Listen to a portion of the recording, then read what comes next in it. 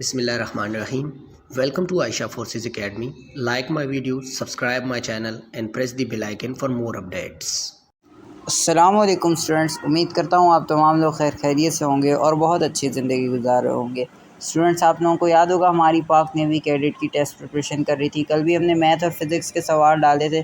थोड़ा बिजी था, इस वजह से ज़्यादा लंबी वीडियो बना नहीं सका, इंग्लिश और जीके नहीं ऐड करी, मगर इंशाल्लाह आज पूरी कोशिश होगी कि आज मैं तमाम सब्जेक्ट्स लेकर चलूँ। और आप लोग जो है सपोर्ट थोड़ा सा नहीं दिखा रहे, मुझे थोड़ा सी प्रॉब्लम हो रही है। वीडियो को हमेशा लाइक करें ताकि मुझे भी सपोर्ट मिलती रहे। मैं रोज़ाना वीडियो बना के डाल रहा हूँ। मुझे पता है वीडियोस कम डाल रहा हूँ, लेकिन हमारे दूसरे साथी थोड़ा सा बिज़ी है। इंशाल्लाह वो भी हमारे साथ कुछ टाइम में ज्वाइन हो जाएंगे तो वो भी वीडियोस बनाएंगे। तो आप लोग प्लीज़ थोड़ा सा सपोर्ट करें, काफ़ी मेहनत लगती है वीडियो बनने में। तो वीडियो को जल्दी से स्टार्ट करते हैं, वीडियो को पूरा एंड तक लाजमी देखें। अच्छा स्टूडेंट, फर्स्ट क्वेश्चन है हमारे पास जो कि है if a minus B is equals to 6 and a plus B is equals to 5 then the value of a square minus B square is equals to dash. अच्छा, अब हमारे पास जो है स्क्वायर माइनस बी स्क्वायर जो है उसकी value पूछी गई है। a square minus B square का एक फार्मूला होता है जो कि होता है a minus B multiply by a plus B. तो इसको हमें सॉल्व करना पड़ेगा। यहाँ पर देखें a प्लस बी कितना है, 5 है, और a minus B is equals to 6 है। ठीक है, अब हमारे पास एक फार्मूला है a minus B into A plus B is equals to A square minus B square. तो a माइनस बी की वैल्यू हम पुट कर देंगे, कितनी थी हमारे पास, 6 थी, multiply by a plus B की वैल्यू कितनी थी, 5 थी, और is equals to A square minus B square. 6 और 5 को मल्टीप्लाई कर देंगे, 6 5 ज़ा 30, और ए स्क्वायर माइनस बी स्क्वायर की वैल्यू आ गई हमारे पास इस तरह से 30। ऑप्शन नंबर सी हमारा करेक्ट होगा। अच्छा, नेक्स्ट क्वेश्चन है हमारे पास, question number 2। If x minus 1 upon X is equals to 5 then find the value of X square plus 1 upon X square is equals to question mark. Simple सा question है, x minus 1 upon X की वैल्यू दी हुई है 5। अब हमें अगर इसको फाइंड करना है तो हम स्क्वेयरिंग कर लेंगे, x माइनस 1 अपॉन एक्स के ऊपर होल स्क्वायर ले लेंगे और 5 के ऊपर भी स्क्वायर ले लेंगे, और फिर इसको सॉल्व करेंगे स्क्वायर का फॉर्मूला लगा के, तो ईजी आंसर आ जाएगा।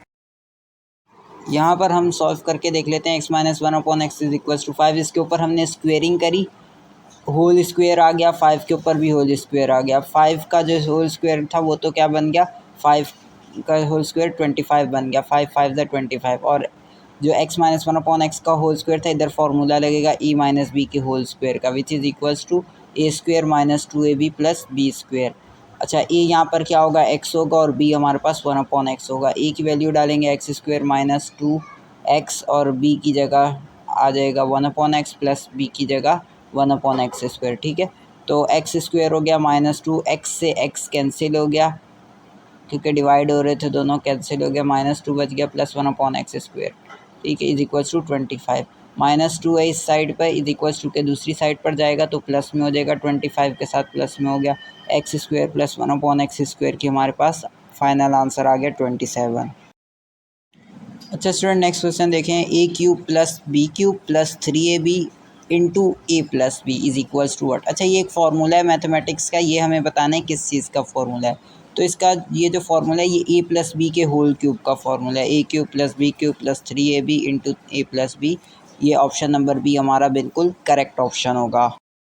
अच्छा, नेक्स्ट क्वेश्चन है क्वेश्चन नंबर 4, जो कि हमारे पास एक सेट दिया हुआ है, 0 1 से स्टार्ट हो रहा है, 0 से स्टार्ट हो रही है उसमें काउंटिंग, 0 1 2 3 और आगे इन्फिनिटी तक जा रही है। ठीक है, तो इसको, इस सेट को हम क्या बोलते हैं, इन नंबर्स को हम क्या बोलते हैं जो 0 से स्टार्ट होते हैं। 4 ऑप्शन है, rational, whole number, irrational number, even number. तो जो राइट ऑप्शन होगा ऑप्शन नंबर बी होगा, होल नंबर। 0 से स्टार्ट होने वाली काउंटिंग को हम होल नंबर्स बोलते हैं, और जो 1 से स्टार्ट होने वाली काउंटिंग होती है उसको नेचुरल नंबर्स बोलते हैं। नेक्स्ट क्वेश्चन देख लें, क्वेश्चन नंबर 5, जो कि है A union B into B intersection C. तो इसको हमें सॉल्व करना है, इजी है, मुश्किल तो है नहीं। इसको, इसके अंदर 4 ऑप्शंस दिए हैं, ए पर है A union B union A union B पर है A union B intersection A union C, और सी पर है A intersection B union A intersection B, D पर है A union B union A intersection C. तो इसका जो राइट ऑप्शन होगा वो बताने से पहले आपको समझा दूँ कि ए यूनियन जो है ये बी से भी मल्टीप्लाई हो रहा है और सी से भी मल्टीप्लाई हो रहा है, तो हम दोनों को करेंगे और इनके बीच में इंटरसेक्शन आ जाएगा। तो पहले हम करेंगे A union B intersection A union C. ठीक है, तो हमारा जो बी वाला ऑप्शन होगा वो राइट ऑप्शन होगा। अच्छा स्टूडेंट, नेक्स्ट क्वेश्चन देख लेते हैं। Body moving with a constant acceleration. अच्छा, इसके अंदर बताना है कि उसके साथ क्या होगा, उस बॉडी के साथ जो बॉडी कांस्टेंट एक्सीलरेशन यानी कि बिल्कुल एक ही स्पीड में चली जा रही है, ना तेज़ हो रही है ज़्यादा ना कम हो रही है, एक ही स्पीड में चल रही है। इसकी प्राइम एग्जांपल मैं आपको दूंगा पंखा। पंखा जब हम चलाते हैं, जब तक हम उसको छेड़ें ना रेगुलेटर से, तो वो एक ही स्पीड में गोल गोल घूमता रहता है। तो इसके हमें बताना है कि क्या होगा, इसका जो असल स्टेटमेंट होगी। ए पर है covers equal distance in equal interval of time, B पर है covers greater distance in equal interval of time, C पर है covers lesser distance in equal interval of time, और डी पर है does not cover equal distance in equal interval of time. तो जो right option होगा ऑप्शन नंबर ए करेक्ट होगा, covers equal distance in equal interval of time. अच्छा student, next question देख लेते हैं जो कि question number 7। How many types of motion, motion की कितनी टाइप्स होती हैं। 4 ऑप्शन दिए पर है 2, बी पर है 3, सी पर है 4 और डी पर है 5। तो जो राइट ऑप्शन होगा ऑप्शन नंबर 3 होगा। मोशन की 3 टाइप्स होती हैं टोटल। अच्छा, कौन कौन सी होती हैं? एक ट्रांसलेशनल मोशन, एक रोटेशनल मोशन। ट्रांसलेशन मोशन जो है वो वन पॉइंट से अनदर पॉइंट यानी एक पॉइंट से दूसरे पॉइंट तक की मोशन होती है। रोटेशनल मोशन जो एक फिक्स पॉइंट की एक्सिस घूम रही होती है। प्राइम एग्जांपल वही पुरानी वाली पंखा जो घूम ही जा रहा होता है। और जो ऑसिलेटरी मोशन होती है वो हमारे पास बैक एंड फोर्थ मोशन होती है। बैक एंड फोर्थ मीन्स के हल्की सी इधर हल्की सी उधर, मीन्स जैसे वो घड़ी देखिए ना, वो जो डंडे जिसका डंडा लटक रहा होता है नीचे, वो टन टन इधर उधर होता रहता है, उसका जो डंडा होता है इधर उधर होता रहता है, वो बैक एंड फोर्थ मोशन होती है। तो इस तरह की 3 मोशंस होती हैं। ऑप्शन नंबर 2 हमारा राइट होगा, सॉरी ऑप्शन नंबर बी हमारा राइट होगा जो कि 3 वाला है। क्वेश्चन नंबर 8 देख लेते हैं। If a body is drop from dash meters it meets the ground after 3 seconds. एक बॉडी है जो कि नीचे गिर रही है, वो कितने मीटर से नीचे गिर रही है ये हमें बताना है। डैश मीटर्स, वो कितने मीटर से हमने उसको नीचे फेंका है, और वो जब नीचे फेंक रहे हैं तो वो अपने फेंकने के 3 सेकंड बाद ही जो है ज़मीन पर पहुंच चुकी है। तो हमने मीटर्स बताने हैं, उसके लिए हम ऐसे तो बता नहीं सकते, तुक्का मारे बगैर समझा के करूँगा। फॉर्मूला लगेगा फ्री फॉल का, तो बहुत ईजी है, मुश्किल नहीं है। तो फॉर्मूला देख लें जो कि है हाइट का, यानी कि फ्री फॉल नीचे आ रही है, हाइट हमें इसकी बतानी है ना मीटर्स में, हाइट कितनी हाइट पे से ये नीचे गिरी, और तो ये हमें बताना है। इसके लिए हमारे पास हाइट का फॉर्मूला है जिसको हमने एस से शो किया हुआ है। फॉर्मूला क्या है? हाफ यानी कि 1/2 GT²। हाफ 1/2 हो गया, और जी ग्रेविटी, टी क्या हो गया? टाइम हो गया। टाइम हमारे पास दिया हुआ है, अच्छा टाइम का स्क्वायर है GT², टाइम मतलब 2 बार आएगा, ठीक है। उसके बाद हम इधर वैल्यूज़ पुट कर लेते हैं। हाफ एज इट इज़ आ गया। जी ग्रेविटी की वैल्यू क्या होती है? 9.8, सबको याद है। टाइम कितना दिया हुआ था? 3 सेकेंड क्वेश्चन में दिया हुआ था, तो 3 आ गया, और 3 का स्क्वायर हो गया, ठीक है। उसके बाद इसको सॉल्व करेंगे, 9.8 को डिवाइड कर देंगे 2 से, कितना हो जाएगा? 4.2। 4.2 को हम 3 3 ज़ा 9, 4.2 को 9 से मल्टीप्लाई करेंगे तो हमारे पास आ जाएगा 44.1 मीटर्स। तो हमारा जो राइट आंसर होगा वो 44.1 मीटर्स होगा, ऑप्शन नंबर डी। अच्छा स्टूडेंट, नेक्स्ट क्वेश्चन देख लेते हैं। Limiting friction is always dash than rolling friction. इसके लिए सबसे पहले जो है हमें समझना पड़ेगा लिमिटिंग फ्रिक्शन क्या होती है, रोलिंग फ्रिक्शन क्या होती है। लिमिटिंग फ्रिक्शन वो होती है जो ऐसी फोर्स होती है जो किसी चीज़ को रोक दे, रोकने के लिए जो है ना उसकी हेल्प करे। जैसे फॉर एग्जांपल अगर हम कार में जा रहे हैं तो उसको ब्रेक लगाने के लिए हम जब ब्रेक लगाएंगे तो उसके अंदर जो फ्रिक्शन होगी ना, ज़मीन में से जो फ्रिक्शन निकलेगी वो टायरों को ज़बरदस्ती रोकेगी, ठीक है। तो वो रोक रही है, तो वो क्या होगी? लिमिटिंग फ्रिक्शन, यानी कि वो बहुत कम होगी। और then rolling friction, rolling friction क्या होती है कि कोई चीज़ रोल हो रही है तो वो उसको फ्रिक्शन, वो ऐसी फ्रिक्शन होती है रोलिंग फ्रिक्शन जो उसको रोल होने में और ज़्यादा हेल्प देती है। फॉर एग्जांपल हमारे पास जो है टायर ही ले लेते हैं। कार का टायर जब गोल गोल घूम रहा होता है तो उसके अंदर जो फ्रिक्शन होती है वो रोलिंग फ्रिक्शन होती है, वो उसको और ज़्यादा स्पीड में गोल गोल घुमाने के लिए हेल्प कर रही होती है।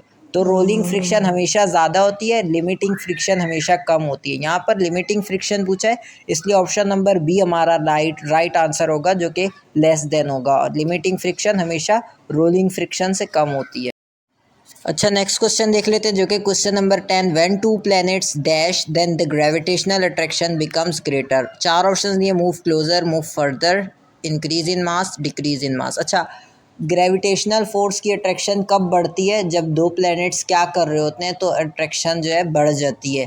ग्रेविटेशनल फोर्स अट्रैक्शन बढ़ जाती है दो प्लैनेट्स की किस वजह से बढ़ती है, तो ये हमें बताना है। तो हमें उसके लिए समझनी पड़ेगी ग्रेविटी। ग्रेविटी क्या होती है? जो हमें आप ज़मीन पर खींची होती है। अब हर प्लेनेट में जो है ना, जितने भी, जैसे हम अर्थ पे रहते हैं, अर्थ में ग्रेविटी है। मार्स होता है, मार्स में भी ग्रेविटी होती है। हर ज़्यादातर प्लैनेट्स में ग्रेविटी मौजूद होती है जो खींच रही होती है। अब क्या होता है, जिस तरह ज़मीन हमें खींच रही है ना ग्रेविटी को, क्यों हमारी हम ज़मीन जो है, ज़मीन के अंदर ग्रेविटी है, हम ज़मीन पे खड़े हैं, ग्रेविटी ने हमें खींचा हुआ है तभी हम खड़े हैं ज़मीन पे, ठीक है। तो इसी तरह जब अर्थ किसी और प्लेनेट के करीब जाएगा, जैसे मार्स के करीब, फॉर एग्जांपल ले लें, अर्थ जो है कभी मार्स के करीब आया हुआ है, ठीक है, मार्स एक प्लेनेट है, तो जो ग्रेविटी होगी ना वो बहुत ज़्यादा होगी उनकी। क्यों? क्योंकि वो दोनों आपस में करीब हैं। उसकी भी ग्रेविटी होगी, मार्स की अपनी ग्रेविटी होगी जो अर्थ को अपने पास खींच रही होगी मैग्नेट की तरह, और अर्थ की अपनी ग्रेविटी होगी जो मार्स को अपनी तरफ खींच रही होगी ग्रेविटी की वजह से, बिल्कुल मैग्नेट की तरह। जिसी तरह दो मैग्नेट आपस में करीब आते हैं ना तो उनकी पावर ज़्यादा हो जाती है। एक मैग्नेट दूसरे मैग्नेट को खींच रहा होता है, दूसरे मैग्नेट जो है पहले मैग्नेट को खींच रहा होता है। इसी तरह जब दो प्लैनेट्स आपस में करीब आते हैं यानी कि क्लोज हो जाते हैं, मूव क्लोजर इसका राइट ऑप्शन होगा। जब क्लोज हो जाते हैं तो ग्रेविटी उनकी बढ़ जाती है, अगर दूर जाते हैं तो ग्रेविटी उनकी कम हो जाती है। तो ऑप्शन नंबर ए हमारा बिल्कुल राइट होगा। अच्छा स्टूडेंट, नेक्स्ट क्वेश्चन देख लेते हैं। क्वेश्चन नंबर 11, हमारे पास कुछ जनरल नॉलेज के क्वेश्चंस आ चुके हैं अभी। तो on the partition of Bengal in 1905 Muslims were dash. अच्छा, तो जब पाकिस्तान को बांग्लादेश से अलग किया जा रहा था, बांग्लादेश जिनको नहीं पता, पता ही होगा सबको, बांग्लादेश पहले पाकिस्तान का हिस्सा था। तो जब बांग्लादेश को पाकिस्तान से अलग किया जा रहा था तो मुसलमानों को क्या महसूस हो रहा था? वो खुश थे, गम थे, अनहैप्पी थे, या बिल्कुल मुख्तलिफ हो गए थे और गुस्से में थे, क्या थे? तो जो ऑप्शन नंबर बी है वो राइट होगा। वो बहुत खुश थे कि बांग्लादेश हमसे अलग हो रहा है, वो बहुत खुश थे, हैप्पी थे। अच्छा, तो नेक्स्ट क्वेश्चन देख लेते हैं। Question number 12, in the Nehru report 1928 dash was suggested at the national language. अच्छा, नेहरू रिपोर्ट में जो है कौन सी ज़बान थी जिसको नेशनल लैंग्वेज, कौमी ज़बान का हक मिला था? तो नेहरू रिपोर्ट 1928 में आई थी। ये भी सवाल पूछा जा सकता है कि नेहरू रिपोर्ट कब दी गई थी, तो 1928 राइट ऑप्शन होगा। लेकिन जो लैंग्वेज का सवाल है, नेहरू रिपोर्ट के अंदर कौन सी लैंग्वेज को नेशनल लैंग्वेज डिक्लेयर किया गया था, तो चार ऑप्शंस में से ऑप्शन नंबर बी राइट होगा। हिंदी लैंग्वेज को उन्होंने कहा था कि हमारी नेशनल लैंग्वेज होगी नेहरू रिपोर्ट में। अच्छा, नेक्स्ट क्वेश्चन है, in which year was the presidential form of government introduce under the constitution of Pakistan.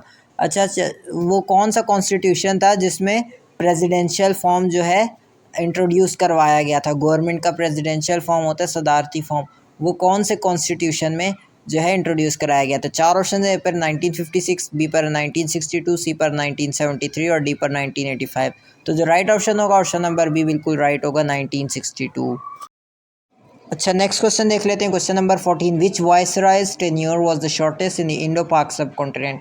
वो पाकिस्तान और इंडिया सब कॉन्टिनेंट के ऐसे कौन से वायसराय थे जिन्होंने सबसे कम वक्त के लिए जो वायसराय बने थे? तो जो राइट ऑप्शन होगा ऑप्शन नंबर बी होगा, लॉर्ड माउंटबेटन। अच्छा, नेक्स्ट क्वेश्चन देख लेते हैं जो कि हमारे पास question number 15, where was the All India Muslim League founded in 1906। All India Muslim League जो है 1906 में बनी थी, जो जिसने तहरीक चलाई थी कि हमें अपना मुल्क चाहिए, वो ऑल इंडिया मुस्लिम लीग थी, ठीक है। तो वो 1906 में बनी थी। एमसीक्यूज भी पूछा जा सकता है कहाँ बनी थी, ये हमारे पास यहाँ पर पूछा गया है। तो चार ऑप्शन है, ए पर है दिल्ली, बी पर है कराची, सी पर है ढाका और डी पर है लाहौर। तो जो राइट ऑप्शन होगा ऑप्शन नंबर सी बिल्कुल राइट होगा, ढाका। ढाका में ऑल इंडिया मुस्लिम लीग बनी थी। कब बनी थी? 1906 में। फ्रेंड्स, अगर आपको वीडियो पसंद आई हो तो आप लाइक करें, सब्सक्राइब करें और शेयर भी करें। अगर आपको कोई भी प्रॉब्लम आए तो आप कमेंट करके मुझसे कुछ भी सवाल पूछ सकते हैं। मैं एवरी टाइम आपके लिए रेडी रहूँगा और आपका कमेंट का जवाब दूंगा इंशाल्लाह। तो स्टूडेंट, अल्लाह हाफिज़, अपना ख्याल रखिएगा।